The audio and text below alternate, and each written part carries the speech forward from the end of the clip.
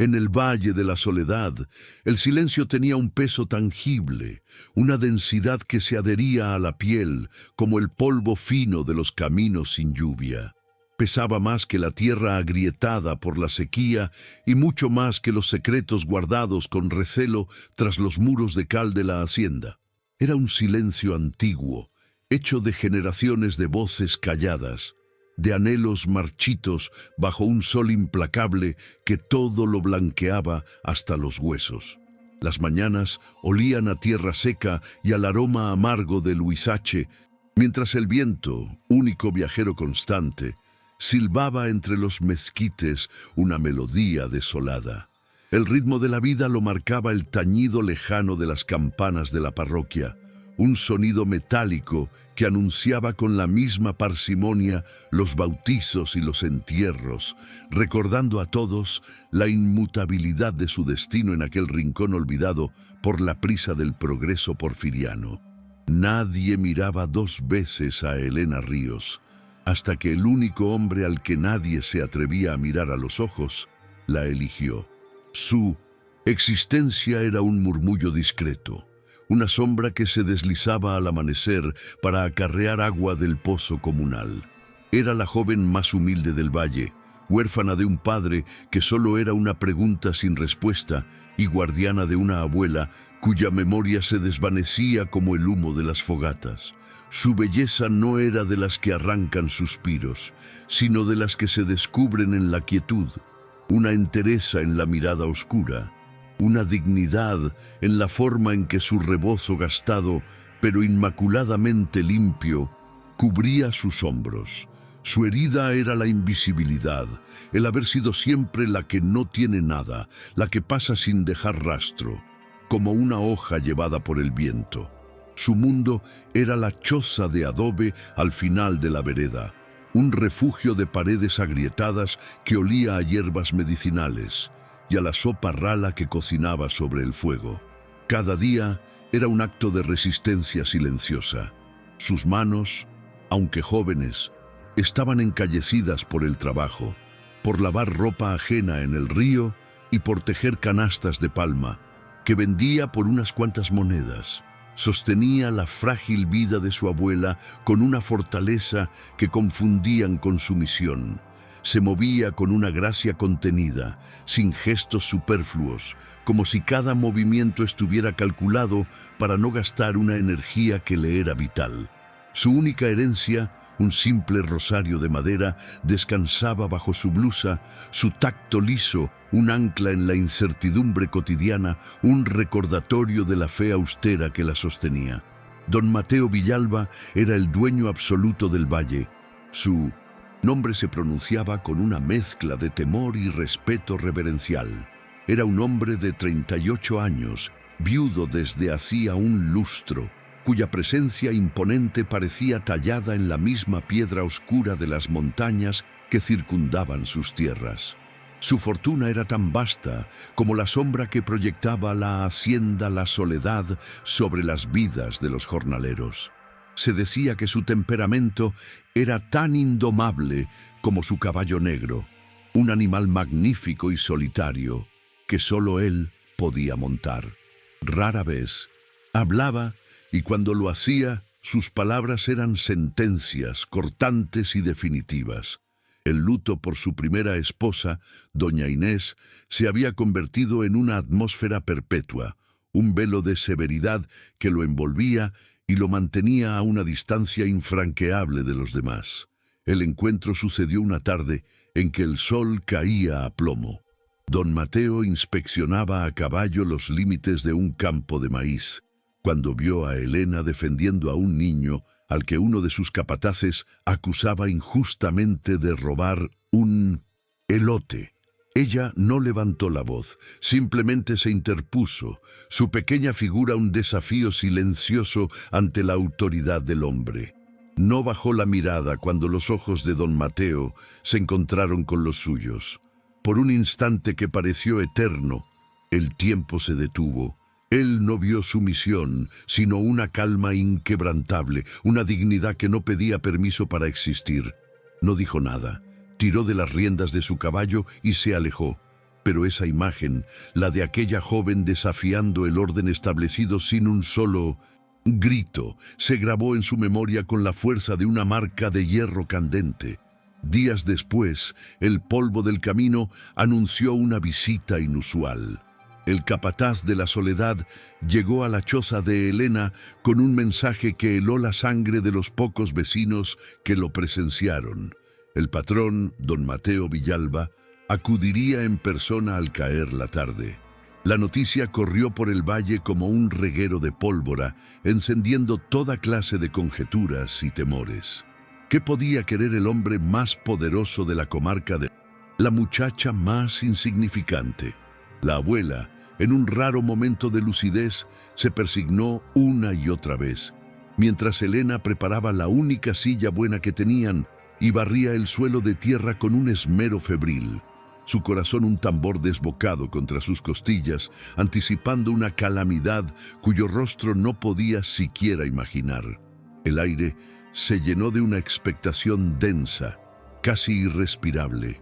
El sol teñía de naranja los cerros cuando don Mateo apareció, su figura recortada contra la luz del ocaso.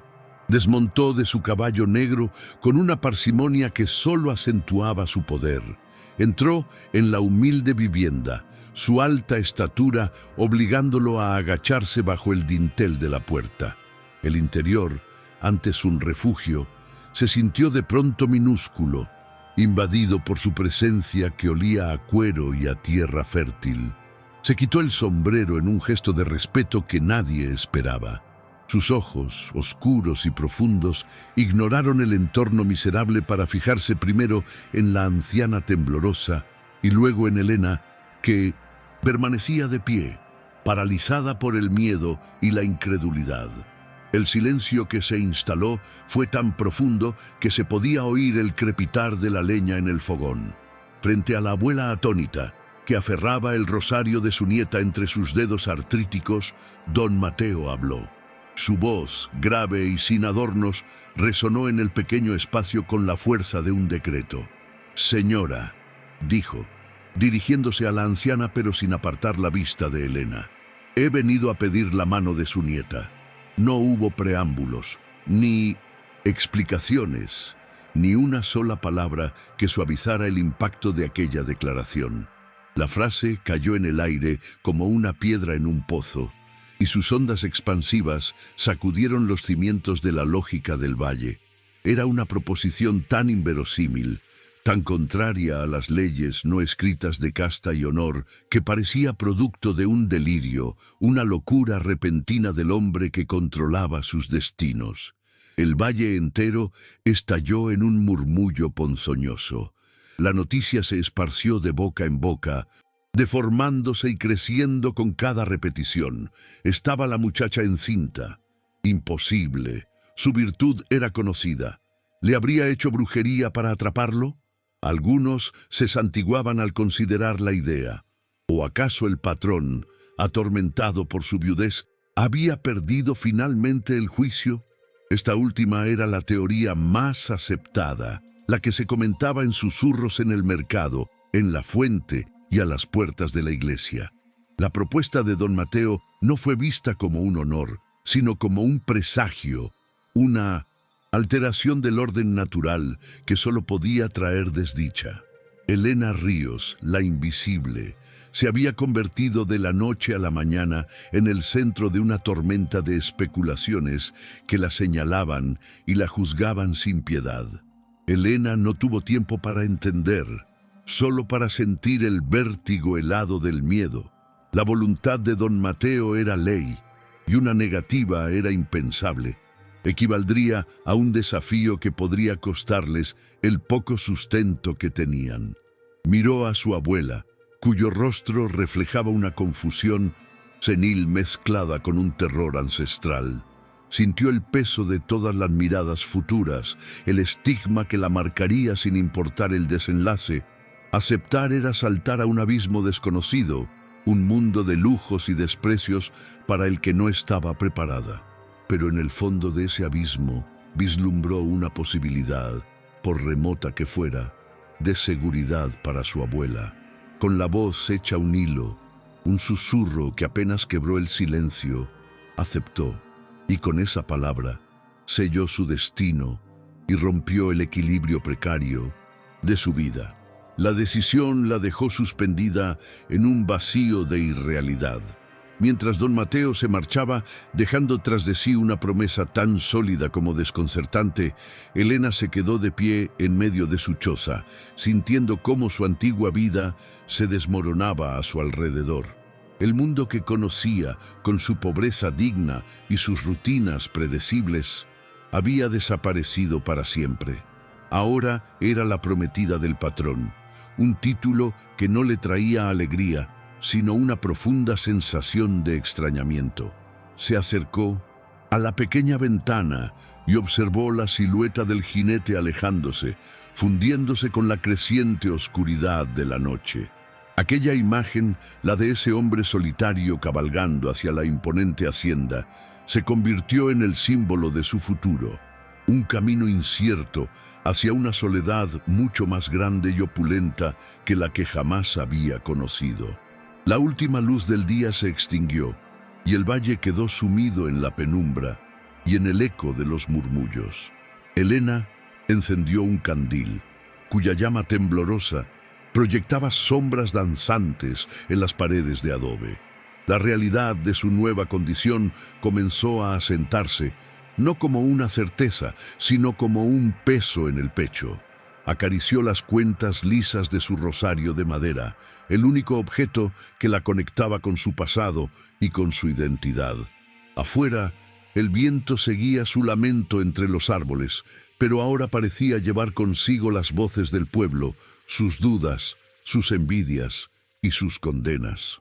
Elena cerró los ojos, no para rezar, sino para intentar encontrar en la oscuridad de su interior un fragmento de la fortaleza que don Mateo creyó ver en ella. Esa noche no durmió, velando el cadáver de su antigua vida. El traslado a la soledad no fue en un carruaje, sino en una carreta sencilla tirada por una mula, como si don Mateo quisiera recordarle o recordarse a sí mismo la distancia social que los separaba. Elena se sentó en silencio junto a su pequeño atado de ropa, el único equipaje que llevaba de su vida anterior. Con cada traqueteo de las ruedas, la choza de adobe se hacía más pequeña a sus espaldas, hasta desaparecer en la polvareda del camino. A lo lejos, la hacienda comenzó a crecer en el horizonte, no como un hogar, sino como una fortaleza de muros blancos y tejas rojas que parecía vigilar el valle con una autoridad inexpugnable. El sol de la tarde rebotaba en sus ventanas, creando destellos que parecían advertencias. Elena sintió un frío que nada tenía que ver con la temperatura, el frío de la anticipación y el desarraigo. Al cruzar las imponentes puertas de hierro forjado, la carreta se detuvo en un patio interior de una pulcritud sobrecogedora. El aire cambió de inmediato. El olor a polvo y campo fue reemplazado por el aroma a cera pulida, a flores de invernadero y a una humedad fría que emanaba de las paredes de piedra. El silencio aquí era diferente al del valle. No era un silencio de paz, sino de ausencia, un vacío opresivo que amplificaba el sonido de sus propios pasos sobre las losas de mármol. Un grupo de sirvientas la observó desde la distancia, sus miradas una mezcla de curiosidad, desdén y lástima. Elena se sintió más desnuda y vulnerable que nunca, aferrando su rebozo gastado como si fuera la última armadura que le quedaba en un mundo desconocido y hostil. Doña Carlota la recibió en el vestíbulo principal. Era una mujer de 50 años, vestida de un luto riguroso que parecía más una elección de temperamento que una señal de duelo.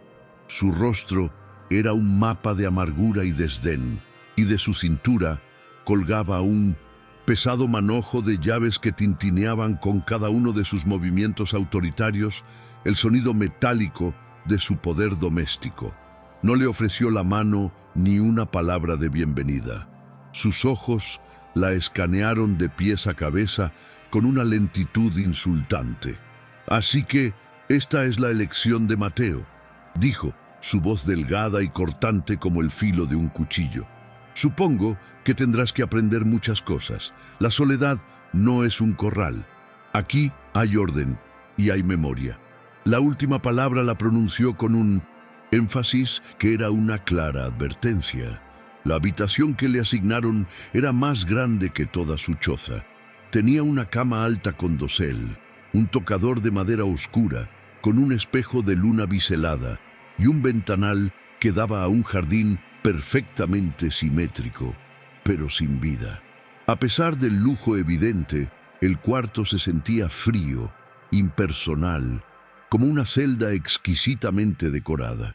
Doña Carlota había elegido a propósito una alcoba en el ala más alejada de los aposentos del patrón, un gesto calculado para subrayar su aislamiento, mientras las sirvientas dejaban su atado en un rincón como si temieran contaminar los muebles. Elena se quedó en el centro de la estancia, sintiéndose una intrusa, una pieza fuera de lugar en un tablero de ajedrez cuyas reglas desconocía por completo. La soledad aquí era más profunda que la pobreza que había dejado atrás. Esa misma tarde, mientras exploraba tímidamente los pasillos cercanos a su cuarto, una figura familiar se le acercó con sigilo.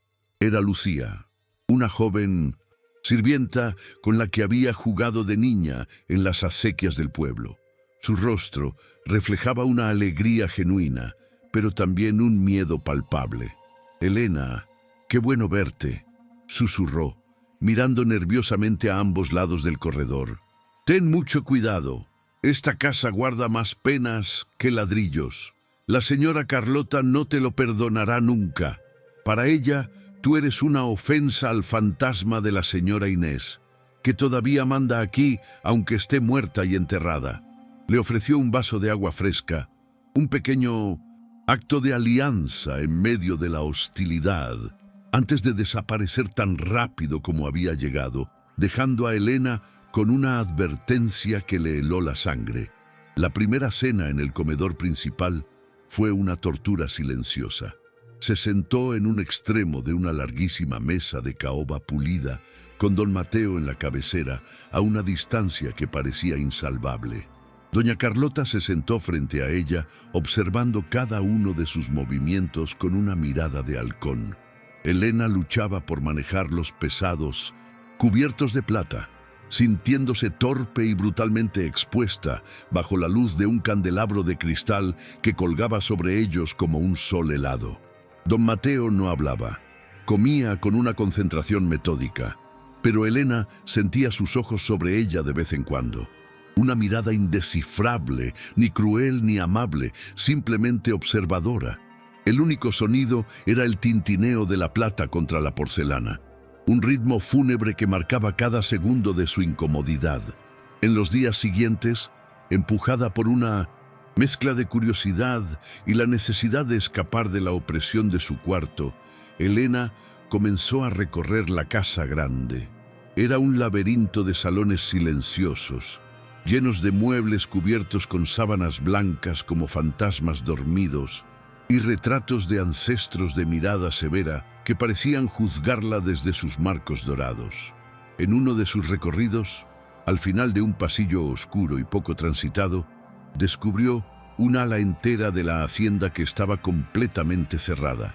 La puerta de doble hoja, de una madera más oscura que las demás, estaba cerrada con una llave que no colgaba del manojo de Carlota. Un olor a flores secas y a encierro se filtraba por debajo. Lucía le confirmaría después que eran los aposentos de la difunta doña Inés, un santuario intacto que nadie, ni siquiera el patrón, se atrevía a profanar. Doña Carlota, bajo el pretexto de educarla para ser la señora de la casa, comenzó a someter a Elena a un régimen de tareas humillantes. No le enseñaba a dirigir a la servidumbre, sino a realizar sus labores. La obligaba a pulir la plata hasta que sus dedos dolieran, a bordar manteles con puntadas que nunca eran lo suficientemente finas para su gusto, o a arreglar las flores de los jarrones, criticando siempre su falta de delicadeza. Elena soportaba las lecciones con una paciencia estoica, su silencio una forma de resistencia pasiva. No se quejaba, no respondía a las provocaciones, simplemente obedecía y aprendía, observando no solo las tareas, sino las dinámicas de poder, las miradas furtivas de las otras criadas y el mapa de jerarquías de su nueva prisión. Un atardecer, don Mateo la encontró en la Rosaleda, donde ella intentaba revivir un rosal que parecía enfermo, sus manos hundidas en la tierra sin importarle ensuciarse. Él se detuvo a cierta distancia, observándola en silencio por un largo rato. Ella, al sentir su presencia, se incorporó lentamente, limpiándose las manos en su delantal. Él no dijo nada sobre las rosas. Esas manos han trabajado la tierra, fue lo único que comentó, con una voz neutra que, sin embargo, parecía encerrar un significado más profundo. Era una simple constatación, pero en esa casa donde todos criticaban su tosquedad, aquella frase sonó casi como un reconocimiento. Fue la primera vez que sintió que él no solo la veía a ella, sino que veía de dónde venía, y no la juzgaba por ello. Pocos días después, don Mateo la mandó llamar a su despacho, un lugar solemne que olía a cuero, tabaco y libros viejos. Sobre la mesa de roble macizo había una caja de madera de olivo. Sin ninguna ceremonia él la abrió y le mostró el contenido. En su interior, doblado sobre un lecho de seda, había un rebozo de un azul tan profundo como el cielo nocturno, tejido con hilos de seda que brillaban con la luz. «El que usas está viejo», dijo de nuevo con su parquedad característica. «Póntelo». El gesto, aunque brusco y carente de ternura, fue el primer regalo que recibía en su vida. Elena lo tomó entre sus manos, la suavidad de la tela una caricia, increíble contra su piel áspera. Por un momento se sintió abrumada, sin saber si era un acto de bondad o la imposición de un nuevo uniforme. La reacción de doña Carlota no se hizo esperar. La vio cruzar el patio con el rebozo nuevo sobre los hombros y su rostro se descompuso en una máscara de furia contenida. Se le acercó con pasos rápidos y siseó, con un veneno que apenas lograba disimular. «¿Pretendes ocupar su lugar vistiéndote con sus colores? Mi hermana Inés adoraba el azul. Esto es una profanación, una burla a su memoria. Él puede haberte sacado del lodo, pero nunca dejarás de ser barro. No lo olvides». El ataque fue tan directo y cruel que dejó a Elena sin aliento. El hermoso regalo se convirtió de pronto en un objeto maldito, un símbolo no de su nueva vida, sino de la mujer a la que jamás podría reemplazar y cuyo fantasma ahora parecía más presente y amenazador que nunca. Buscando un refugio de la hostilidad que la rodeaba, Elena encontró consuelo en la pequeña y austera capilla de la hacienda. Una tarde, mientras rezaba su rosario de madera, la puerta se abrió y entró el padre Joaquín, el párroco del pueblo. Era un hombre mayor, de mirada cansada pero amable, que conocía los secretos de casi todas las familias del valle. Se sentó en la banca junto a ella sin decir nada por un largo rato. Finalmente, habló con una voz suave. «Esta casa es un lugar de silencios muy pesados, hija. No dejes que te aplasten. A veces, la fe no consiste en entender los planes de Dios, sino en sobrevivir a ellos. Usted tiene una fortaleza que ni siquiera conoce».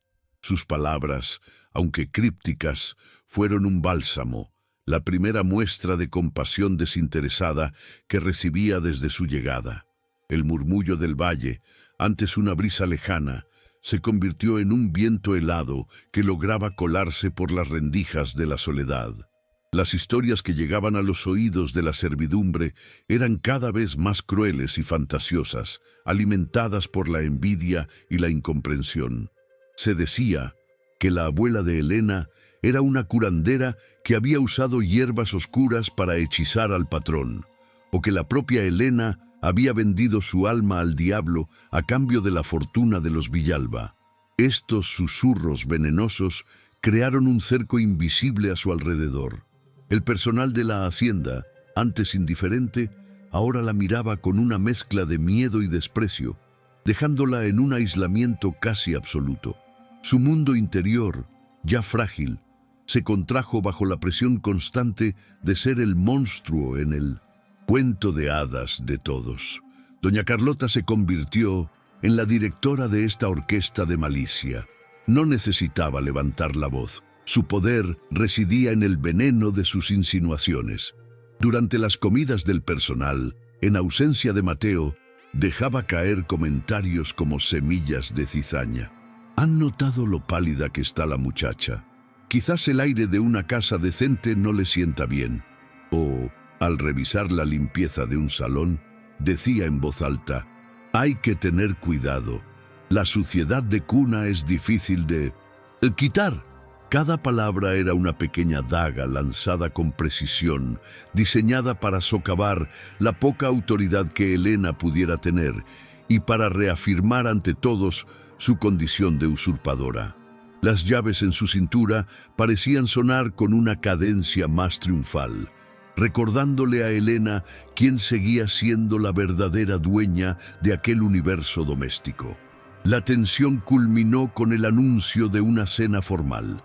Es necesario presentar a la futura señora ante nuestros vecinos, anunció doña Carlota durante el almuerzo, su tono cargado de un sarcasmo que solo Elena y Mateo podían percibir. Las familias de La Vega y Alcázar vendrán el sábado. Espero que sepas cómo comportarte. La noticia cayó sobre Elena como una sentencia. Comprendió de inmediato que no se trataba de una presentación, sino de un juicio público, una exhibición en la que ella sería la pieza central de la curiosidad y el escrutinio. Los días previos a la cena estuvieron cargados de una atmósfera opresiva. Carlota la sometió a lecciones intensivas de etiqueta, cada corrección una humillación, cada instrucción un recordatorio de su ineptitud para el mundo al que había sido arrojada. La noche de la cena, el gran comedor de la soledad brillaba con una luz fría y solemne. Los invitados, terratenientes y sus esposas enjolladas, llenaban el aire con sus risas forzadas y el aroma penetrante de sus perfumes franceses. Elena, vestida con un sencillo pero elegante vestido de seda oscura que el propio Mateo había ordenado para ella, se sentía como un pájaro de campo atrapado en una jaula de oro. Cada mirada que recibía, cada sonrisa condescendiente, era una aguja que se clavaba en su piel.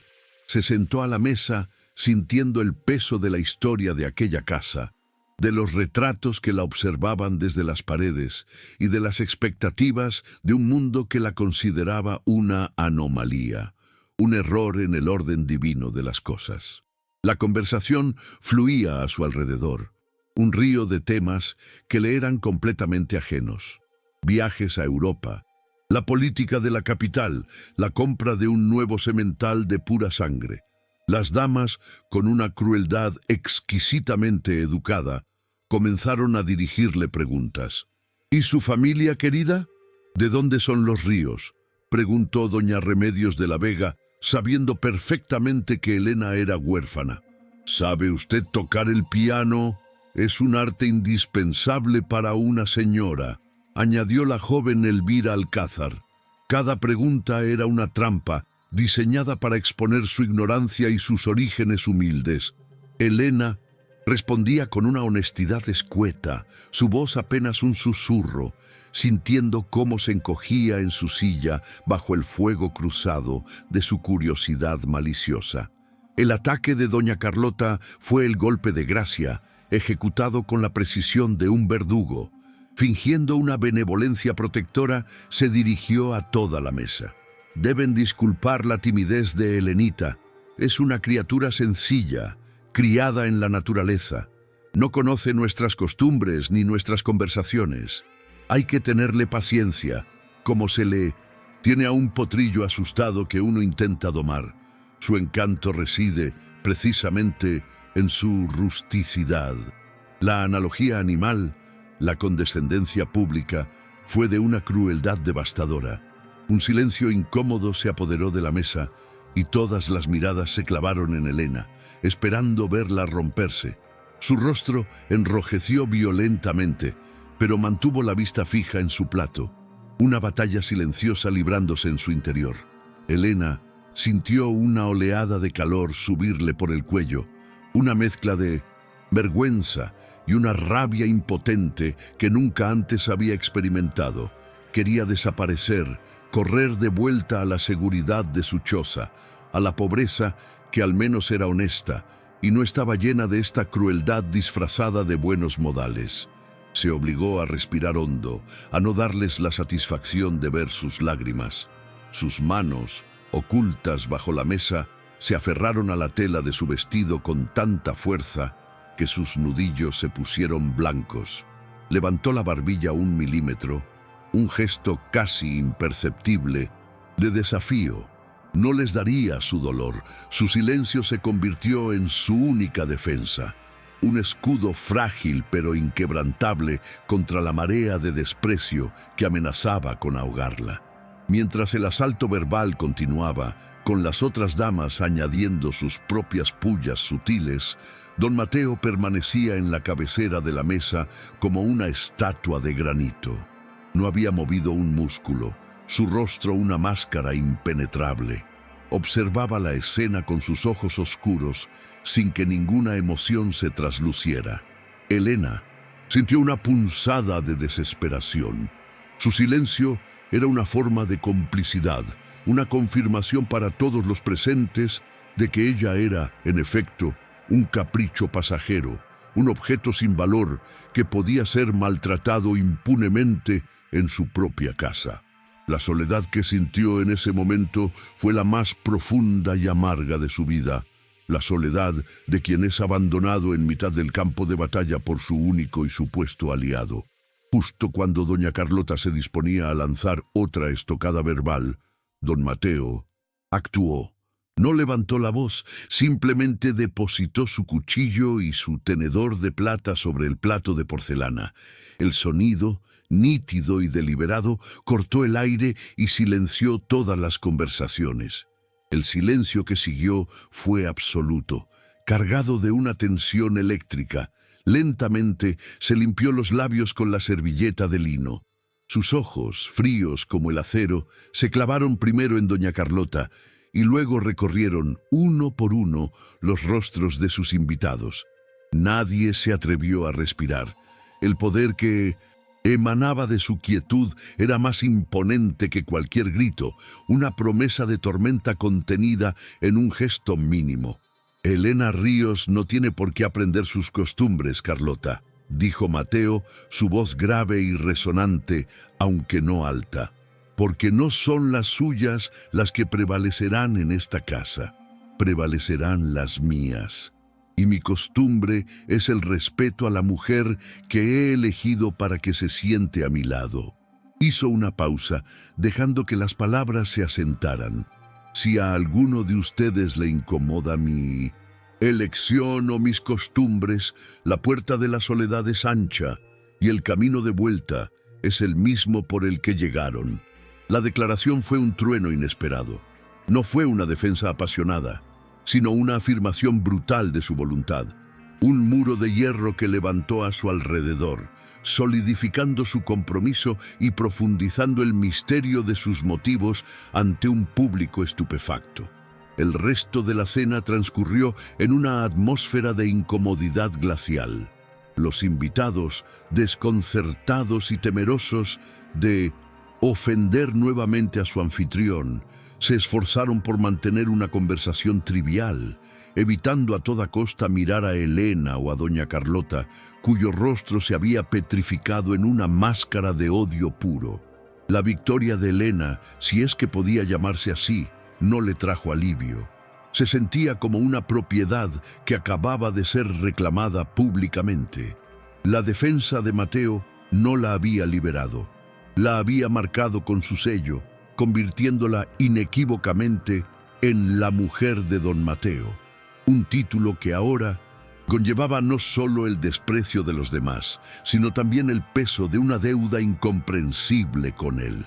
Esa noche, mientras caminaba por un pasillo oscuro hacia su habitación, una sombra se desprendió de la pared. Era doña Carlota. Sus ojos brillaban en la penumbra con una furia helada. Se acercó a Elena hasta que casi pudo sentir su aliento gélido. «Disfruta de tu pequeño triunfo, advenediza», siseó, su voz un susurro cargado de veneno. «Has conseguido que te defienda como a uno de sus perros de Minusista. Presa, pero has cometido un error fatal. Has despertado algo más que mi desprecio. Has despertado mi propósito». La amenaza era palpable, una promesa de una guerra que apenas comenzaba y que se libraría en la oscuridad, en los rincones donde la protección del patrón no podía llegar. La primera consecuencia grave de su nueva posición no fue un castigo físico, sino algo mucho más sutil y doloroso. A la mañana siguiente, Elena descubrió que Lucía, su única amiga y aliada dentro de la hacienda, había sido despedida. Doña Carlota la acusó de haber robado un pequeño broche de plata, una acusación a todas luces falsa. La joven fue expulsada de la hacienda sin contemplaciones, con su reputación manchada para siempre en el valle. Elena comprendió con una claridad aterradora el mensaje de Carlota. Cualquiera que se acercara a ella, cualquiera que le ofreciera un mínimo de consuelo o apoyo, sería destruido. Estaba completamente sola, rodeada de enemigos, en una guerra silenciosa de la que no tenía escapatoria. Tras la expulsión de Lucía, un silencio espeso y hostil se instaló definitivamente alrededor de Elena. Las otras criadas ahora la evitaban con un terror supersticioso, como si su mera proximidad pudiera atraer la ira de doña Carlota. La soledad se convirtió en su única compañera constante, un manto pesado que la cubría desde el amanecer hasta la noche. Sin embargo, en medio de este aislamiento forzado, algo inesperado comenzó a suceder. Don Mateo, que hasta entonces había mantenido una distancia casi ceremonial, empezó a buscar su compañía en momentos y lugares insólitos. No eran encuentros románticos, sino pausas de quietud compartida. La encontraba en el jardín al atardecer o en la biblioteca por las noches, y simplemente se sentaba o permanecía de pie cerca de ella sin decir nada, como si su presencia silenciosa fuera un contrapeso a la hostilidad de la casa. Fue en la biblioteca donde las barreras comenzaron a agrietarse. La estancia era el santuario personal de Mateo, un mundo de cuero y papel que contrastaba con la rigidez del resto de la hacienda. Una noche, él la encontró pasando los dedos con reverencia por el lomo de un libro. «¿Sabes leer?», preguntó, su voz desprovista de la sorpresa condescendiente que ella habría esperado de otros. «Un poco», respondió ella. «El padre Joaquín me enseñó las letras con la Biblia». Él asintió lentamente y sin más palabras tomó un libro de un estante, una colección de poemas de Sor Juana, y lo abrió. En una página al azar, «Lee para mí», le pidió. Su voz era una orden, pero había en ella un matiz de genuina curiosidad que la desarmó. Elena comenzó a leer, su voz al principio temblorosa, ganando confianza con cada verso. Las palabras de la monja Jerónima llenaron el silencio de la biblioteca, hablando de amor, desengaño e intelecto. Mateo la escuchaba con una atención inquebrantable, su rostro impasible suavizado por la luz de la lámpara de aceite. Cuando terminó, él no la elogió ni la criticó. Simplemente dijo: «Tienes buena voz, Clara». Y luego, señalando los estantes que cubrían las paredes del suelo al techo, añadió: «Todo esto es tuyo para leer si quieres». Aquel gesto, la apertura de su mundo más íntimo, fue más elocuente que cualquier regalo material. Fue un acto de confianza, una invitación a un territorio secreto donde las reglas sociales del exterior parecían no tener validez. A partir de esa noche, la biblioteca se convirtió en su refugio compartido. Pasaban horas allí, a veces leyendo en silencio cada uno por su lado, otras veces ella leyéndole en voz alta a él. A través de los libros comenzaron a comunicarse de una forma que les era imposible en el mundo real. Él le hablaba de historia y geografía, revelando una cultura y una inteligencia que mantenía ocultas bajo su fachada de terrateniente rudo. Ella, a su vez, le compartía las historias y leyendas del valle que su abuela le contaba, relatos llenos de la sabiduría de la tierra. Eran diálogos cargados de subtexto, donde cada comentario sobre un personaje de una novela era, en realidad, una reflexión sobre sus propias vidas, sus propias soledades y sus propios anhelos no expresados. En estos momentos de quietud, Elena comenzó a observar los pequeños detalles de Mateo, la forma en que sus manos grandes y callosas manejaban con delicadeza las frágiles páginas de un libro. Una pequeña cicatriz casi invisible sobre su ceja derecha, testimonio de algún accidente olvidado. La manera en que sus ojos, habitualmente severos, a veces se perdían en la distancia, revelando un atisbo de una tristeza profunda y antigua. Se dio cuenta de que su silencio no era de arrogancia, sino una armadura forjada por años de dolor. Él, por su parte, parecía fascinado por la fortaleza serena de ella, por la forma en que su dignidad permanecía intacta a pesar de las humillaciones diarias. Su mutua curiosidad se estaba transformando en algo más profundo, un reconocimiento del alma del otro. Un día, mientras paseaban por los linderos de la propiedad, llegaron al corral donde Mateo guardaba a su caballo negro, Sombra. El animal, famoso por su temperamento indomable, se acercó al cercado y, para sorpresa del patrón, bajó la cabeza y permitió que Elena le acariciara el hocico. Mateo la observó con una expresión de asombro genuino. «Nunca deja que nadie se le acerque tanto», dijo, su voz teñida de una incredulidad que bordeaba la admiración. «Quizás reconoce a los de su misma especie», respondió Elena, con una sonrisa apenas insinuada. «Los que parecen salvajes, pero solo están solos». La metáfora flotó en el aire entre ellos, una confesión mutua disfrazada de comentario casual, un puente invisible que acababan de construir con unas pocas y sencillas palabras. Los símbolos de su mundo comenzaron a cargarse de nuevos significados. El rebozo azul que él le había regalado ya no era solo el color de la difunta Inés, ahora era el color del cielo que compartían en sus paseos silenciosos. Las llaves de doña Carlota, que antes representaban un poder absoluto, ahora sonaban como un recordatorio impotente de un control que estaba perdiendo gradualmente. Y el rosario de madera de Elena, su ancla a su pasado humilde, se convirtió en un símbolo de la fe inquebrantable en su propio valor, una fortaleza que Mateo, sin saberlo, había comenzado a admirar y a necesitar. Los objetos que los definían por separado empezaban a entrelazarse, tejiendo una narrativa visual de su creciente e improbable conexión. La ternura entre ellos se manifestaba en gestos mínimos, casi imperceptibles para un observador externo. Una tarde, mientras ella bordaba cerca de una ventana, se pinchó un dedo con la aguja. Él, que había entrado en la habitación sin que ella lo notara, se acercó, tomó su mano con una delicadeza inesperada y llevó el dedo herido a sus propios labios para detener la pequeña gota de sangre. El contacto fue breve, casi casto, pero la intimidad del gesto dejó a Elena sin aliento, su corazón latiendo con una fuerza desconocida.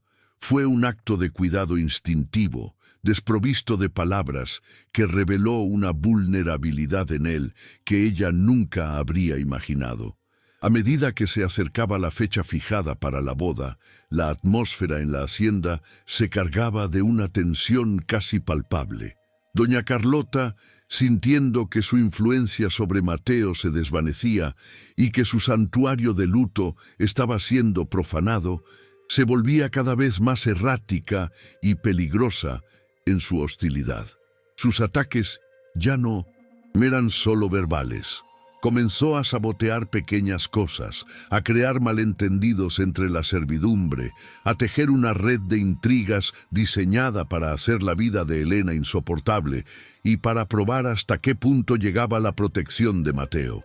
La casa se convirtió en un campo de batalla silencioso, donde cada comida, cada cruce en un pasillo era una escaramuza en una guerra no declarada. Una tarde, Elena decidió enfrentar uno de los mayores tabúes de la hacienda. Impulsada por una necesidad de comprender el pasado que tanto la atormentaba, se dirigió al ala cerrada, a los aposentos de doña Inés. La puerta, como siempre, estaba cerrada, pero ese día, al examinarla con más detenimiento, descubrió que una de las bisagras estaba suelta. Con un poco de esfuerzo, logró abrir un pequeño resquicio, lo suficiente para deslizarse dentro. El aire en el interior era pesado, viciado, impregnado de un aroma abrumador a nardos secos y a polvo acumulado. La penumbra apenas dejaba entrever los contornos de los muebles, cubiertos por sábanas blancas que parecían sudarios. El dormitorio era un mausoleo. Todo estaba perfectamente conservado, como si su ocupante fuera a regresar en cualquier momento. Un vestido de seda azul pálido yacía sobre una silla, y sobre el tocador de plata había cepillos, frascos de perfume y un joyero abierto que mostraba un collar de perlas. Pero lo que atrajo la atención de Elena fue un pequeño diario de cuero encuadernado, abandonado sobre una mesita de noche. Con manos temblorosas, lo abrió. La caligrafía era elegante, casi febril. Comenzó a leer y las palabras de Inés la sumergieron en un mundo de desesperación, soledad y un profundo desprecio por el hombre con el que se había casado.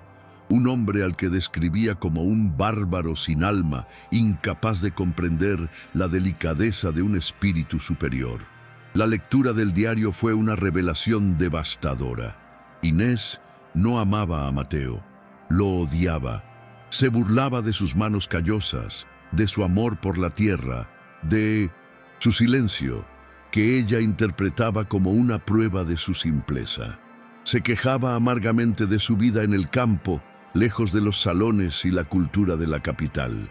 La narrativa estaba llena de una melancolía performativa, de un narcisismo herido que culpaba a su esposo de su propia infelicidad. Elena sintió una oleada de compasión, no por la mujer que escribió esas líneas, sino por el hombre que las había inspirado. Comprendió que la frialdad de Mateo no era innata, sino un escudo construido para protegerse de años de desdén y rechazo emocional por parte de la mujer que debería haberlo amado. De repente, un crujido en el pasillo la sobresaltó. Cerró el diario de golpe y se escondió detrás de unas pesadas cortinas de terciopelo justo cuando la puerta se abría. Era Mateo. Entró en la habitación con una lentitud solemne, como un peregrino que visita una tumba. No encendió ninguna luz. Se quedó de pie en el centro de la estancia por un largo rato, su silueta una estatua de dolor en la penumbra. Luego se acercó al tocador y tomó el collar de perlas, dejándolo deslizarse entre sus dedos. Elena contuvo la respiración, presenciando un ritual privado de duelo que nunca debería haber visto. Vio en su rostro no la imagen del patrón temido, sino la de un hombre atrapado en el pasado, atormentado por un fracaso que seguía pesando sobre él como una losa. El descubrimiento reconfiguró por completo su percepción de Mateo y la naturaleza de su compromiso. La pregunta ya no era simplemente ¿por qué yo?, sino algo mucho más complejo. ¿Estaba él buscando en ella una antítesis de Inés? ¿Era ella una herramienta para su redención? ¿Un intento de enmendar el fracaso de su primer matrimonio? La idea la llenó de una profunda inquietud. Si su elección se basaba en ser lo opuesto a su primera esposa, ¿era eso una forma de amor? ¿O simplemente el uso de una persona para exorcizar los fantasmas de otra? La ternura que había comenzado a florecer en su corazón se vio teñida por la duda y el miedo a ser solo un símbolo, un remedio para una herida que no era suya. La virada emocional la dejó sintiéndose más sola y confundida que nunca. Esa noche, en la biblioteca, el silencio entre ellos fue diferente. Ya no era cómodo, sino tenso, lleno de las palabras no dichas del diario de Inés. Elena no podía mirarlo a los ojos sin ver al hombre descrito en esas páginas crueles. Él, por su parte, pareció sentir el cambio en ella, la nueva distancia que había erigido a su alrededor. «¿Qué te ocurre?», preguntó finalmente, su voz rompiendo la quietud. «Pareces lejana». Ella simplemente negó con la cabeza, incapaz de confesar su transgresión.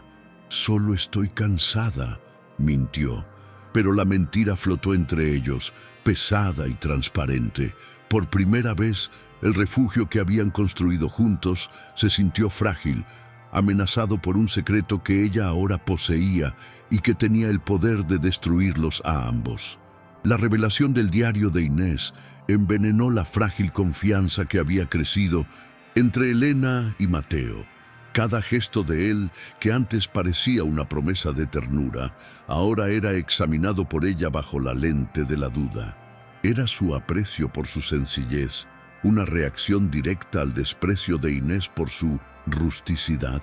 Era su invitación a la biblioteca, un intento de corregir el error de haberse casado con una mujer que lo consideraba un inculto. Elena se sentía atrapada en un juego de espejos, donde su identidad parecía definirse no por quién era, sino por quién no era. El costo emocional de esta incertidumbre fue inmenso. La espontaneidad dio paso a una cautela dolorosa, y el silencio entre ellos, antes un espacio de comunión, se llenó de preguntas sin respuesta y sospechas no verbalizadas. Doña Carlota, con su instinto para la crueldad, percibió de inmediato la nueva fisura en la relación. Vio la sombra de la duda en los ojos de Elena y comenzó a explotarla con una habilidad diabólica. Sus comentarios se volvieron más afilados, aludiendo constantemente a la naturaleza inolvidable de su hermana Inés. A Inés le encantaba pasear por este jardín al atardecer, decía, encontrando a Elena en el mismo lugar. Decía que las rosas le recordaban a los bailes de la capital. Claro que usted no entendería eso. Cada frase era una comparación implícita, una forma de recordarle a Elena que solo era una suplente, una copia burda en el sagrado espacio que había pertenecido a otra. La guerra psicológica se intensificó, dejando a Elena cada vez más aislada en su propia confusión. El conflicto se amplió más allá de los muros de la hacienda. Aprovechando una visita al pueblo para los preparativos de la boda, doña Carlota comenzó a esparcir un nuevo tipo de rumor, más sutil y dañino que los anteriores. No acusaba a Elena de brujería, sino de algo peor a los ojos de esa sociedad, de ser una arribista astuta que había seducido a un hombre vulnerable por su luto. Pintaba a Mateo no como un loco, sino como una víctima, un hombre de buen corazón engañado por una campesina calculadora. Esta nueva narrativa era más creíble y, por lo tanto, más peligrosa. Consiguió que parte de la opinión pública, que antes veía a Elena como una anomalía, ahora la viera como una amenaza moral, una usurpadora del orden social. La traición más dolorosa, sin embargo, vino de una fuente inesperada. Una tarde, mientras buscaba al padre Joaquín en la sacristía de la iglesia, Elena escuchó su voz conversando con doña Carlota. Se detuvo, oculta tras una pesada cortina. «Padre, usted conoce el tormento de Mateo», decía Carlota con una voz falsamente piadosa. Sabe que su elección es un acto de penitencia, no de amor. Esta muchacha es su cilicio, su forma de castigarse por no haber podido hacer feliz a mi hermana. El padre Joaquín, en lugar de refutarla, suspiró con cansancio. Los caminos del Señor son misteriosos, doña Carlota, y los del corazón de Mateo, más aún. Solo podemos rezar para que no cometa un error que cause más dolor. El silencio del sacerdote fue una daga en el corazón de Elena. Su neutralidad se sintió como una condena. Armada con la aparente confirmación de sus peores temores, Elena se sintió acorralada. La idea de que era solo un instrumento de penitencia la despojaba de toda su dignidad. Esa noche, la tensión narrativa alcanzó un punto álgido. Durante la cena, un silencio sepulcral reinaba en la mesa. Elena apenas probó bocado, su mente un torbellino de dolor y rabia. Mateo, notando su palidez extrema, le preguntó si se sentía mal. Fue la chispa que encendió la pólvora. «Me siento como una impostora», respondió ella, su voz temblando pero clara, rompiendo por primera vez el protocolo de sumisión. «¿Es eso lo que soy para usted? ¿Una penitencia? ¿Un castigo que se impone para limpiar su conciencia por la infelicidad de su primera esposa?»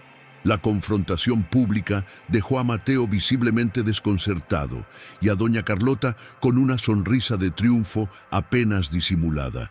Por primera vez, él parecía vulnerable, expuesto. «No sé de dónde has sacado esas ideas», dijo, su voz grave pero desprovista de su autoridad habitual. «Son tonterías». Pero su negativa carecía de convicción. Elena, ahora impulsada por una desesperación que había roto todas sus barreras, se puso de pie. «Leí su diario», confesó, su voz subiendo de tono. «Leí el diario de doña Inés. Lo sé todo. Sé cuánto lo despreciaba, cómo se burlaba de usted, y sé que me eligió porque soy todo lo que ella no era». La acusación quedó suspendida en el aire, cruda e irrevocable, destrozando la fachada de calma que con tanto esfuerzo habían mantenido. El ritmo narrativo se aceleró bruscamente. Mateo, con el rostro endurecido como una máscara de piedra, se levantó de la mesa. «A mi despacho, ahora», ordenó, su voz un látigo. La cena terminó abruptamente. Mientras seguía a Mateo por los pasillos, Elena sentía una mezcla de terror y una extraña liberación. El secreto estaba al descubierto. Ya no había vuelta atrás. Doña Carlota los observó alejarse, sus ojos brillando con la victoria. Había logrado su objetivo, sembrar la discordia, forzar una confrontación que, estaba segura, destruiría el compromiso y restauraría el orden que tanto anhelaba. La casa entera parecía contener la respiración, esperando el estallido de la tormenta que se había estado gestando durante semanas. Dentro del despacho, la atmósfera era eléctrica. Mateo no la invitó a sentarse. Se quedó de pie detrás de su escritorio, dándole la espalda, mirando por la ventana hacia la oscuridad del valle. El silencio se prolongó durante varios minutos, un silencio pesado, lleno de la furia contenida de él y la angustia desafiante de ella. Elena se mantuvo erguida, con el corazón martilleándole en el pecho, pero negándose a retroceder. Había lanzado el dado, había apostado su futuro a la verdad, por dolorosa que fuera. Sentía que si no obtenía una respuesta honesta en ese momento, se marchitaría para siempre en esa casa, convertida en un fantasma viviente, tal como lo había sido Inés. Finalmente, él se volvió. Su rostro no mostraba ira, sino un profundo y desolado cansancio. «Entraste en su habitación», dijo, no como una pregunta, sino como una constatación. «Profanaste su memoria». «Usted profanó mi vida al usarme para olvidarla», replicó ella, la voz rota por el dolor. «Necesitaba saber si yo era una persona para usted o solo el remedio para su herida». La honestidad brutal de su respuesta pareció desarmarlo. La dureza de su mirada se resquebrajó, revelando un atisbo del hombre atormentado que había vislumbrado en el dormitorio de Inés. Se pasó una mano por el cabello, un gesto de frustración y agotamiento que Elena nunca le había visto hacer. El enfrentamiento alcanzó su punto culminante. «No entiendes nada», dijo él, su voz apenas un murmullo ronco. «No se trata de olvidarla, se trata de cumplir una promesa». La frase, críptica y cargada de un significado oculto, dejó a Elena en suspenso. ¿Qué promesa? ¿Una promesa hecha a quién? La revelación parecía inminente, una verdad a punto de estallar que podría salvarlos o destruirlos por completo. La tensión en la habitación era tan densa que se podía cortar con un cuchillo. Afuera, una ráfaga de viento azotó las ventanas, como si la propia naturaleza estuviera anunciando la inminencia de un clímax que cambiaría sus vidas para siempre. Una confesión que había estado enterrada durante 5 largos años. La pérdida de la inocencia fue total. Para Elena, la posibilidad de un amor puro y simple, si alguna vez existió, se había desvanecido. Ahora entendía que su relación con Mateo estaba construida sobre los cimientos de un pasado complejo y doloroso. Para Mateo, la confrontación lo obligó a enfrentar fantasmas que había mantenido encerrados bajo llave.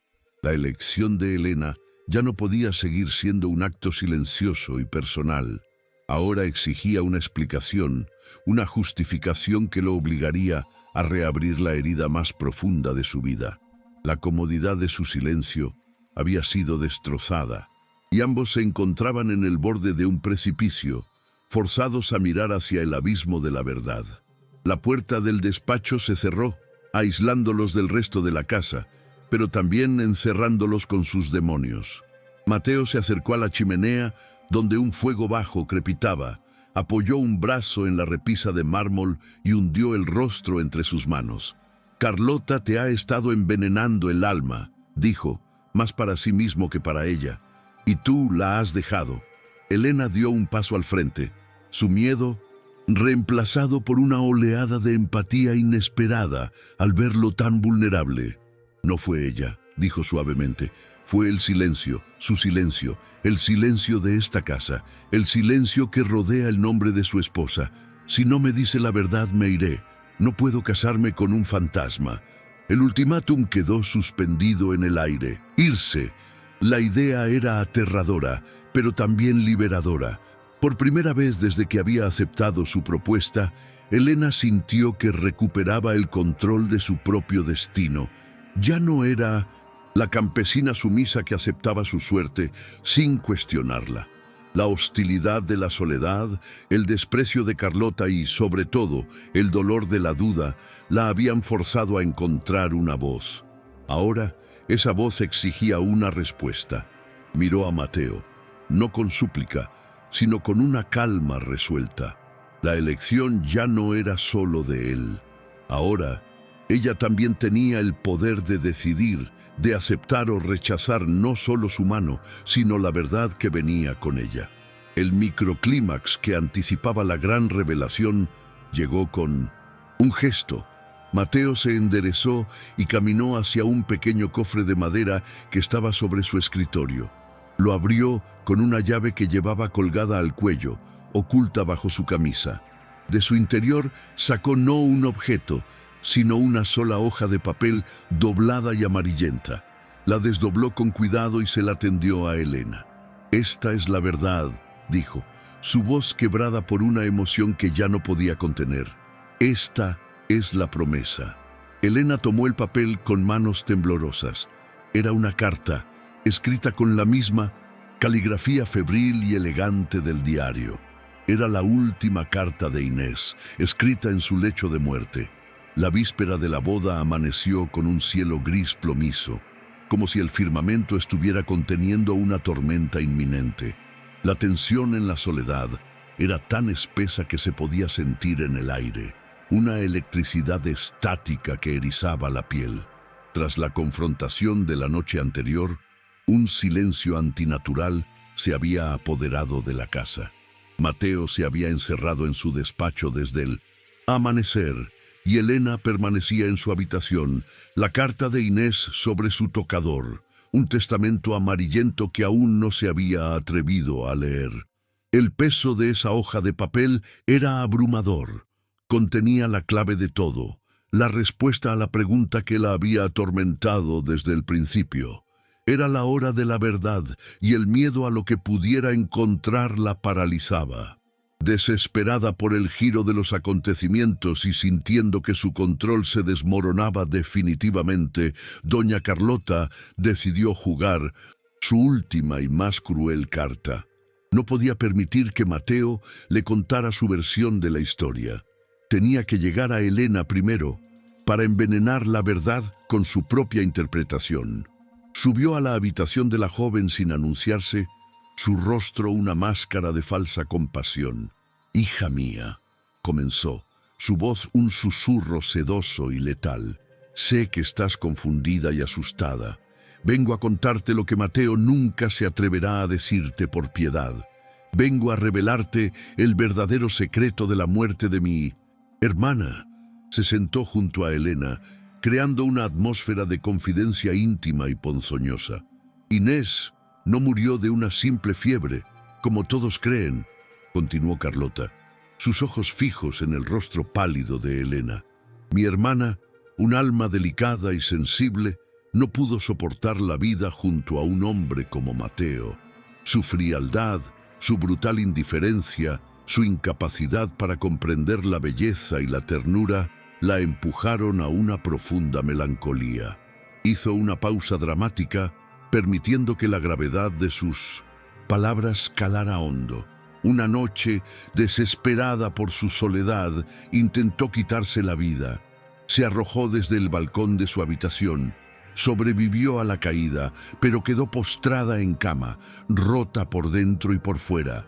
Fue esa caída, esa desesperación, lo que finalmente la mató meses después. Se suicidó Elena, se suicidó porque no soportaba su matrimonio. La revelación, lanzada con una precisión calculada, golpeó a Elena con la fuerza de un golpe físico. El aire escapó de sus pulmones. La imagen de la frágil Inés, arrojándose al vacío para escapar de su marido, era una visión de horror absoluto. Carlota, viendo el efecto de sus palabras, asestó el golpe final. «Mateo vive consumido por la culpa, y tú, mi pobre niña, eres su retorcida forma de redención. Te eligió por ser simple, por ser fuerte, por ser todo lo contrario a ella. Cree que si puede hacer feliz a alguien como tú, una criatura de la tierra que no exige nada, podrá perdonarse a sí mismo. No eres su amor, Elena, eres su cura de humildad, su penitencia viviente. Y cuando se canse de su experimento, te desechará como a una herramienta vieja». Devastada, con el veneno de Carlota corriendo por sus venas, Elena se quedó sola en su habitación, el mundo desmoronándose a su alrededor. La explicación era tan cruelmente lógica que parecía irrefutable. Encajaba con todo, con el diario, con el silencio de Mateo, con la elección de alguien tan insignificante como ella. Sintió una oleada de humillación tan profunda que la ahogaba. Había sido una tonta al permitirse sentir algo por él, al creer que había visto algo valioso en ella. Era solo un peón en el juego de un hombre atormentado con su conciencia. Con un impulso de rabia y dolor, tomó la carta de Inés de la mesa. Si iba a ser destruida, al menos sería por la verdad completa, no por la versión de Carlota. Con manos temblorosas, desdobló la carta. La caligrafía era débil, irregular, la de una mano que lucha contra la muerte. Pero las palabras que leyó no eran las que esperaba. No hablaban de un suicidio por desesperación. Inés confesaba que su caída no fue un intento de escape, sino un accidente estúpido, ocurrido durante un ataque de ira en el que intentaba arrojar un jarrón al patio. Se quejaba amargamente de su cuerpo roto, no por el dolor, sino por la humillación de depender del hombre que despreciaba. Y entonces llegó al párrafo que lo cambiaría todo, la promesa que Mateo había mencionado, escrita con una claridad sorprendente en medio del delirio. Me muero, Mateo, escribía Inés, y en esta hora final veo las cosas con una claridad aterradora. Fracasamos. Yo, por mi orgullo estéril, y tú, por tu silencio de piedra. Te maldigo por no haberme amado como yo quería, pero me maldigo a mí misma por no haber visto al hombre que eras. Por eso te impongo una última voluntad, una promesa que me harás en este lecho de muerte. Si alguna vez vuelves a casarte, júrame que no buscarás a otra como yo. No elijas el linaje, ni la belleza de salón, ni la falsa cultura de los libros. Elige la tierra. Elige a alguien con raíces, alguien que entienda el valor del sol y de la lluvia. Elige la entereza, no la delicadeza. Elige a una mujer que no le tema al silencio, porque en él encontrará tu alma. Júramelo, Mateo. Solo así mi fantasma te dejará en paz. La verdad era infinitamente más compleja y dolorosa que la mentira de Carlota. No era un suicidio, sino un accidente. No era una simple penitencia, sino una promesa solemne a una moribunda. Elena sintió una oleada de emociones contradictorias. Alivio, al saber que la historia del suicidio era falsa, una profunda tristeza por la tragedia de Inés y Mateo, y una abrumadora confusión sobre su propio lugar en todo aquello. Cumplir una promesa era un acto de amor o de deber. Ser la antítesis de Inés era un honor o una carga. Con la carta en la mano, salió de su habitación y caminó con paso decidido hacia el despacho. Necesitaba escucharlo de sus labios. Necesitaba que él le diera un significado a esas palabras. Encontró a Mateo de pie junto a la ventana, mirando el valle que se oscurecía bajo el cielo de tormenta. Se volvió al sentirla entrar. Vio la carta en su mano y en sus ojos la comprensión de que ella ya lo sabía todo. No había necesidad de más acusaciones ni defensas. El clímax de su historia no sería un estallido de furia, sino un momento de quietud y confesión. Elena se acercó a él, su movimiento fluido y sin vacilación. Le tendió la carta. «Léamela usted», pidió. Su voz apenas un susurro. «Quiero escucharla con su voz». Era una petición de una intimidad absoluta, una invitación a compartir el peso de ese pasado que los había mantenido separados. Mateo tomó la carta, sus dedos rozando los de ella. El contacto envió una corriente eléctrica a través de ambos. La miró a los ojos, y por primera vez Elena vio su alma desnuda, despojada de todas sus armaduras. Vio la culpa, el dolor, la soledad de años, pero también vio algo más, algo nuevo que luchaba por salir a la superficie, una esperanza frágil y temerosa. Con una voz ronca, quebrada por la emoción contenida durante 5 largos años, comenzó a leer las últimas palabras de su primera esposa, las palabras que habían dictado su elección y que ahora decidirían su futuro y el de la mujer que estaba de pie frente a él. «La elegí, Elena», dijo él finalmente, después de leer la carta, su voz un murmullo profundo y cargado de emoción. No como una penitencia, sino como una obediencia a la única verdad que ella dijo en su vida. Durante años busqué en el valle a la mujer que describía esa carta. Busqué a alguien cuyas raíces fueran más profundas que las de los árboles más viejos. Se acercó un paso más. Su imponente figura ya no era una amenaza, sino un refugio. Y entonces te vi enfrentar a mi capataz sin levantar la voz. Te vi cuidar de tu abuela con una devoción silenciosa, y en tus ojos vi más entereza que en todos los hombres que trabajan para mí. Te elegí porque tú no le temes al silencio, Elena. Te elegí porque esperaba que algún día pudieras encontrar mi alma en él. La confesión fue la llave que abrió todas las cerraduras. No era un amor apasionado y arrebatado, sino algo más profundo, más real. Un amor nacido del respeto, del reconocimiento y de una necesidad compartida de redención. Elena sintió que las lágrimas, contenidas durante tanto tiempo, finalmente rodaban por sus mejillas. No eran lágrimas de tristeza, sino de liberación. En ese momento, entendió que no era un reemplazo ni un remedio, era una elección deliberada, buscada, esperada. Él no la había elegido a pesar de sus orígenes humildes, sino precisamente por ellos. Su humildad no era una carencia, sino la fuente de la fortaleza que él había estado buscando. La colisión final entre el deseo y la moral, el amor y el honor, se resolvió en ese instante de honestidad brutal. Mateo no había roto su promesa a los muertos, la había honrado de la manera más profunda, y al hacerlo, se había permitido la posibilidad de un futuro. Elena, por su parte, se enfrentó a su propia elección. Podía aceptar ser el cumplimiento de la promesa de otro, o podía verlo como el punto de partida de su propia historia. Miró a Mateo, al hombre vulnerable detrás del patrón, y vio un compañero, un alma tan solitaria como la suya. Su corazón, liberado de la tiranía de la duda, tomó una decisión. No por deber, no por gratitud, sino por un sentimiento incipiente y poderoso que finalmente se atrevía a nombrar. «Me casaré con usted, Mateo», dijo, su voz firme y clara. «No por su promesa, ni por su hacienda. Me casaré con usted porque creo que en su silencio también yo puedo encontrar un hogar». La consecuencia directa de la decisión fue un cambio sutil pero profundo en la atmósfera de la habitación.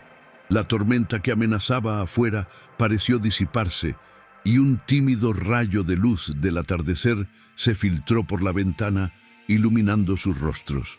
Mateo tomó la mano de Elena entre las suyas y por primera vez no fue el gesto posesivo del patrón, sino la caricia de un igual. No se besaron, simplemente se quedaron allí, mirándose, en un silencio que ya no era de ausencia, sino de un entendimiento mutuo, profundo y sanador. La boda se realizó al día siguiente, en una ceremonia sencilla en la pequeña capilla de la hacienda, con el padre Joaquín oficiando y un puñado de sirvientes leales como únicos testigos. Doña Carlota no asistió. La encontraron en sus aposentos, empacando sus baúles, su rostro una máscara de derrota y desprecio. Se marchó esa misma tarde, su manojo de llaves abandonado sobre una mesa en el vestíbulo, el tintineo de su poder silenciado para siempre. Su partida fue silenciosa, sin despedidas, el final de una era de luto y amargura en la soledad. La casa, liberada de su presencia opresiva, pareció respirar por primera vez en 5 años, sus pasillos listos para ser llenados con una nueva historia. El día después de la boda no trajo consigo una explosión de felicidad, sino el inicio de una paz tentativa, una calma extraña que se asentó sobre la soledad como el polvo fino tras el paso de una estampida. Los murmullos del valle no cesaron por completo, pero su tono cambió. La narrativa de la bruja o la arribista fue reemplazada por una leyenda desconcertante, la del patrón que, en un acto de sabiduría o locura incomprensible, había encontrado el valor donde nadie más lo había buscado. Elena y Mateo se convirtieron en un enigma, un cuento popular, susurrado en los anocheceres, una historia que desafiaba la lógica inmutable de su mundo. La repercusión del clímax no fue el escándalo, sino un asombro perplejo que obligó a muchos a cuestionar sus propias certezas sobre el poder, la clase y el valor. Para Elena, el nuevo estado de las cosas era un aprendizaje constante. Despertar en la cama con dosel ya no se sentía como ocupar el lugar de una intrusa, sino como reclamar un espacio propio. Comenzó a recorrer la hacienda no con el sigilo de una prisionera, sino con la curiosidad de una exploradora. Descubrió jardines ocultos, rincones olvidados y, sobre todo, descubrió las rutinas de su esposo. Lo observaba al amanecer, hablando con sus capataces no con la arrogancia del dueño, sino con el conocimiento del hombre de tierra que era. Veía la forma en que sus manos, tan a menudo criticadas por Inés, sabían leer la salud de una planta o la necesidad de un animal. Su respeto por él crecía día a día, un sentimiento sólido y tranquilo, arraigado en la realidad y no en la fantasía. Mateo, por su parte, experimentó una transformación más sutil, pero igualmente profunda. El peso que había cargado en sus hombros durante 5 años comenzó a aligerarse. La severidad de su rostro se suavizó, reemplazada a veces por una expresión de serenidad que nadie le había conocido. Empezó a delegar más responsabilidades en sus hombres de confianza, permitiéndose pasar más tiempo en la casa, en la biblioteca con Elena, o simplemente caminando con ella por los campos. El silencio entre ellos ya no era una barrera, sino un lenguaje compartido. A veces pasaban horas juntos sin intercambiar una sola palabra, comunicándose a través de una mirada, un gesto, la simple comodidad de la presencia del otro. Estaba aprendiendo a vivir en el presente, liberado del fantasma de su promesa y del fracaso de su pasado. El tema central de la historia, el valor intrínseco contra el valor social, se manifestó en las decisiones que Elena comenzó a tomar como la nueva señora de la hacienda. Con el apoyo silencioso de Mateo, implementó pequeños cambios que tuvieron un gran impacto. Se aseguró de que las familias de los jornaleros tuvieran raciones justas, estableció una pequeña escuela para los niños en una de las bodegas vacías y dedicó tiempo a escuchar las preocupaciones de las mujeres. No actuaba con la caridad condescendiente de una patrona, sino con la empatía de quien conocía de primera mano sus penurias. Su autoridad no provenía de un manojo de llaves, sino del respeto genuino que se ganó, demostrando que la verdadera riqueza de la soledad no estaba solo en sus cosechas, sino en su gente. El aprendizaje simbólico se cristalizó en un gesto poderoso. Un día, Elena le pidió a Mateo que abriera definitivamente el ala de Inés. Juntos entraron en las habitaciones que habían sido un santuario de dolor, pero en lugar de borrarlas, decidieron transformarlas. Abrieron las ventanas de par en par, dejando que el aire fresco y la luz del sol barrieran el olor a encierro y a flores muertas. Guardaron los vestidos y las joyas de Inés en baúles, no como un acto de profanación, sino de respeto y cierre. El dormitorio se convirtió en un cuarto de costura para las mujeres de la hacienda, y el salón contiguo en la biblioteca para la escuela de los niños. El mausoleo se convirtió en un espacio de vida, un símbolo de que el pasado, una vez honrado y comprendido, podía dar paso a un futuro fértil. El rebozo, el símbolo inicial de la dignidad humilde de Elena, retomó su protagonismo bajo una nueva luz. Aunque ahora tenía acceso a vestidos finos y sedas, a menudo se la veía usando el rebozo azul que Mateo le había regalado. Ya no era un recordatorio de la mujer a la que había reemplazado, ni una marca de su nueva posición. Se convirtió en un símbolo de su propia identidad, una fusión de su pasado y su presente. Era el color del cielo sobre el valle que amaba y la suavidad de un mundo nuevo que estaba aprendiendo a habitar. Al usarlo, honraba tanto a la campesina que había sido como a la mujer en la que se estaba convirtiendo, demostrando que la verdadera nobleza no requería abandonar las propias raíces, sino hacerlas florecer en un nuevo suelo. La relación entre Elena y Mateo no se convirtió en una pasión arrolladora de la noche a la mañana. Siguió siendo una construcción lenta, un tejido de pequeños momentos de confianza y afecto. Una noche, mientras leía para él en la biblioteca, se detuvo y lo miró. Él le devolvió La mirada, y en sus ojos ella vio una calidez que nunca antes había estado allí. Sin decir una palabra, él extendió la mano y le acarició la mejilla, un gesto de una ternura tan profunda que le hizo cerrar los ojos. No fue un acto de posesión, sino de pura admiración. En ese toque, Elena comprendió que el cumplimiento de la promesa había sido solo el principio. Ahora estaban escribiendo su propia historia, una basada no en la deuda con un fantasma, sino en la elección diaria de estar juntos.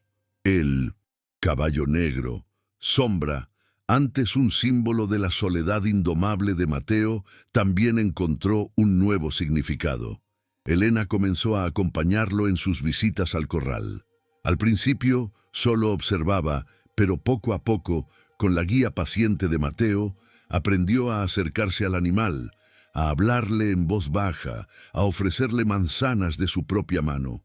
Un día, Mateo la ayudó a montar.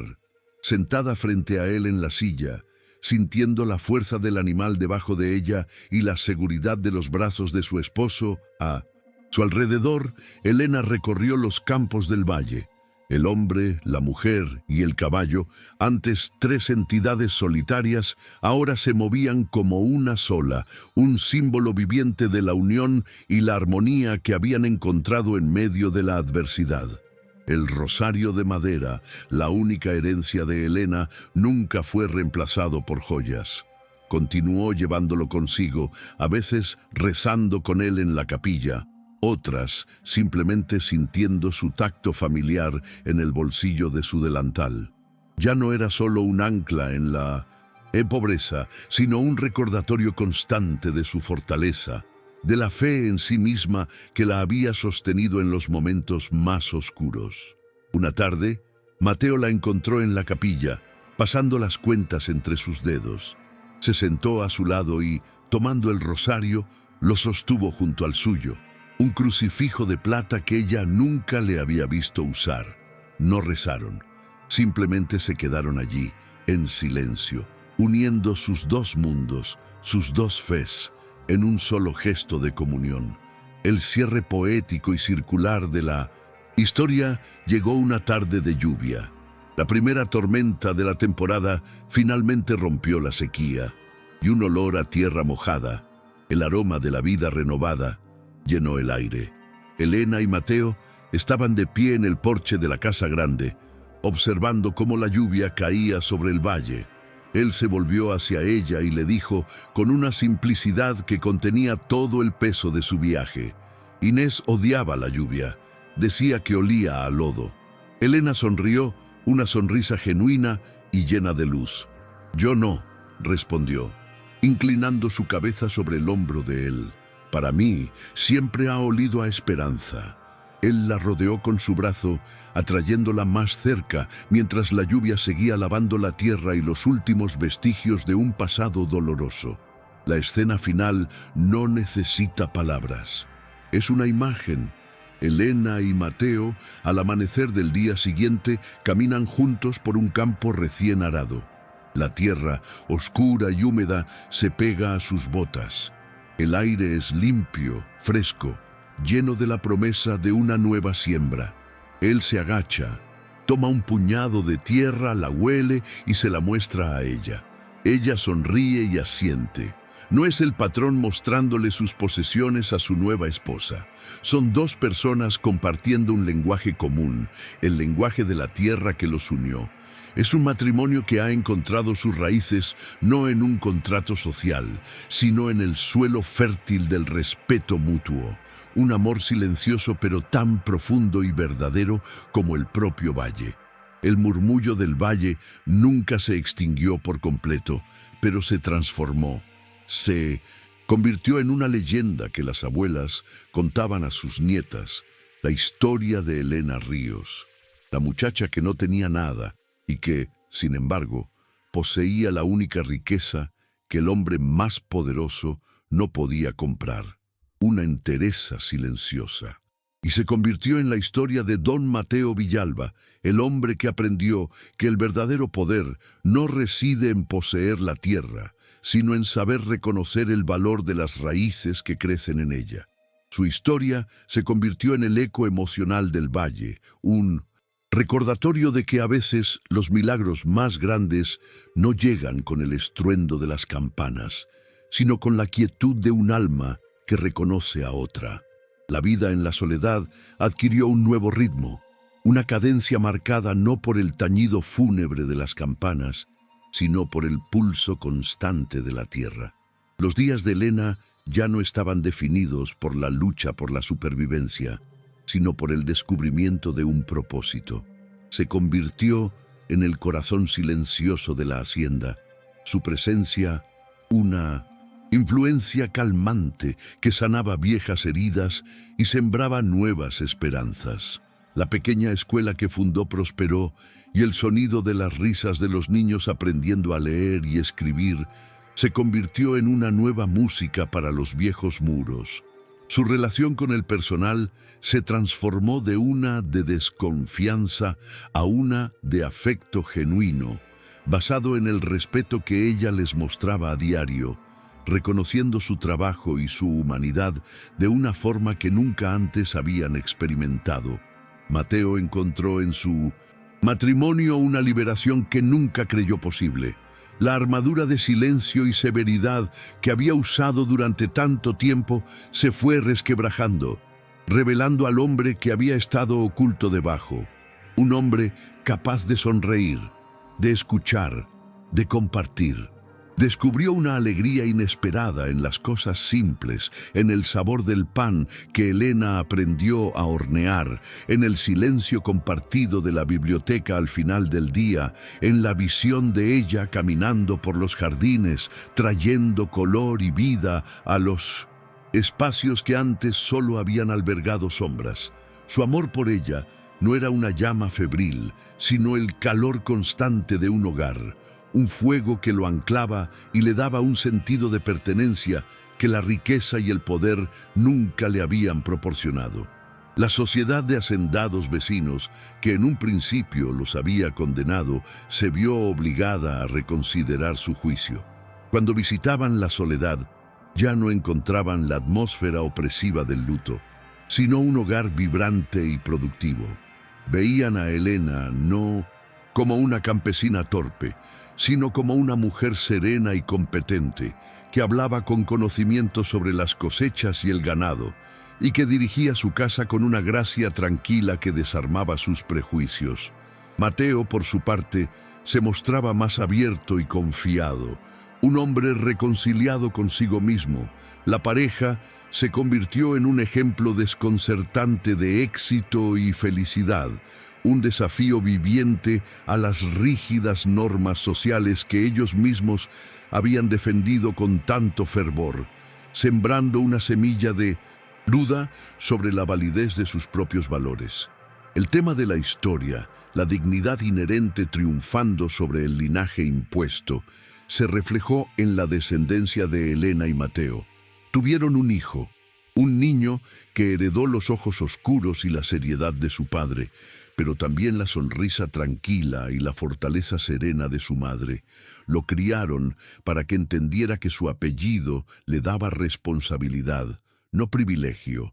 Desde pequeño, sus manos aprendieron a sentir la tierra y sus oídos a escuchar las historias de la gente del valle. Se convirtió en un puente entre dos mundos, la encarnación viviente de la unión de la que había nacido, un símbolo de un nuevo tipo de nobleza, una nobleza del carácter y no de la sangre, destinada a guiar el futuro del valle con una sabiduría que sus antepasados nunca habían conocido. El símbolo del ala cerrada de la hacienda completó su transformación. Lo que una vez fue un mausoleo de dolor se convirtió en el epicentro de la nueva vida, de la soledad.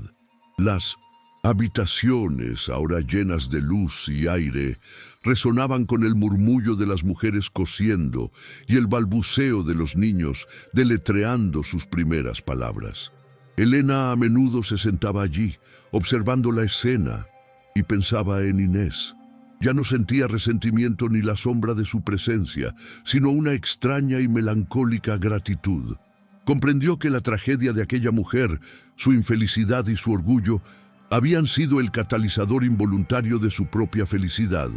Honraba su memoria no preservando su dolor, sino transformándolo en vida, cumpliendo a su manera la verdadera esencia de su última y desesperada promesa.